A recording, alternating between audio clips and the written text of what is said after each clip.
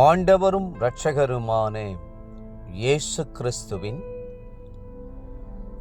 ஈடு இணையற்ற நாமத்தில் அன்றன்றுள்ள அப்பம் வாசகர்களுக்கு எங்கள் அன்பின் வாழ்த்துக்கள். 2025 ஆண்டு அக்டோபர் மாதம் 16ஆம் தேதி வியாழக்கிழமைக்குரிய தின தியானம். இன்றைய தலைப்பு ரூத். ரூத் 2ஆம் அதிகாரம் 12ஆம் வசனம் சொல்லுகிறது, இஸ்ரவேலின் தேவனாகிய கர்த்தருடைய செட்டைகளின் கீழ் அடைக்கலமாய் வந்த உனக்கு அவராலே நிறைவான பலன் கிடைப்பதாக என்றான். இன்றைக்கு நாம் ஒரு அன்பான சகோதரியை சந்திக்கவிருக்கிறோம்.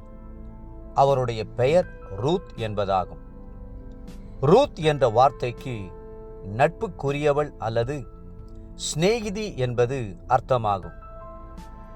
ரூத் ஒரு புறஜாதி பெண், மோவாபிய வம்சத்தை சேர்ந்தவள், இஸ்ரவேலின் காணியாட்சிக்கு புறம்பானவள்.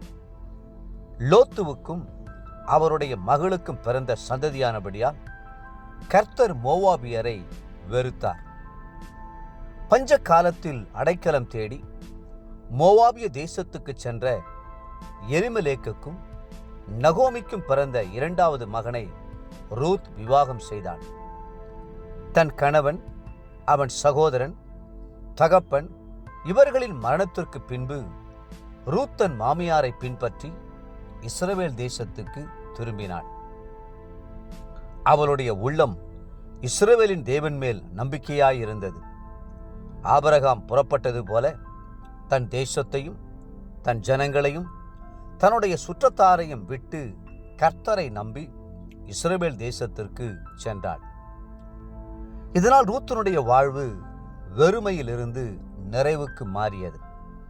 இழப்பிலிருந்து துதித்தலுக்கு உயர்த்தப்பட்டது. வாழ்க்கையின் குறுக்கு சந்தியிலே நின்று ரூத் அன்றைக்கு சரியான தீர்மானம் எடுக்க வேண்டியதாயிற்று. அவள் மாம்ச இச்சைகளுக்கு இடம் கொடாமல் விதவைகளுக்கும் திக்கற்றவர்களுக்கும் தகப்பனான தேவனாகிய கர்த்தரை தன் வாழ்வின் பங்காக கொண்டாள்.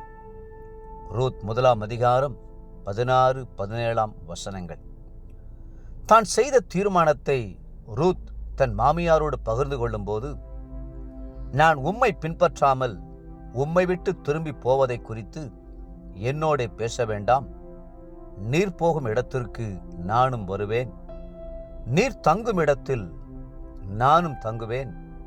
உம்முடைய ஜனம் என்னுடைய ஜனம், உம்முடைய தேவன் என்னுடைய தேவன்.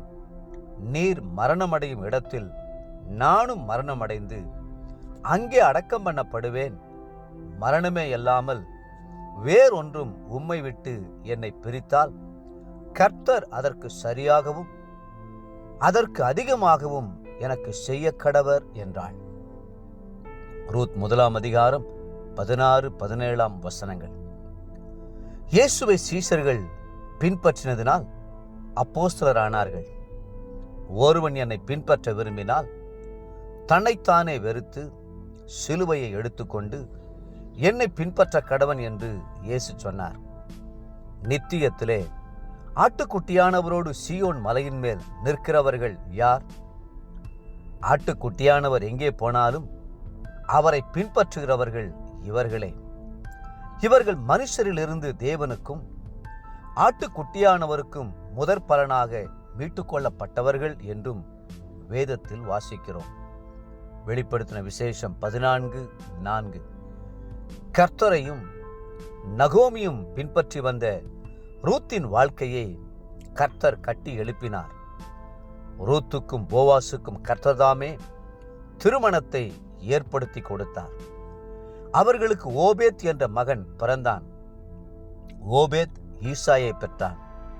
ஈசாய் தாவீதை பெற்றான். ரூத் 4:22. தாவீதின் வம்சத்திலே இயேசு கிறிஸ்து பிறந்தார். தேவப்பிள்ளைகளே, விசுவாசிகளாகிய நாமும் ரூத்தை போலவே கர்த்தரை பின்பற்ற வேண்டும். இன்றைய நினைவிற்கு 63ஆம் சங்கீதம் 7ஆம் வசனம்.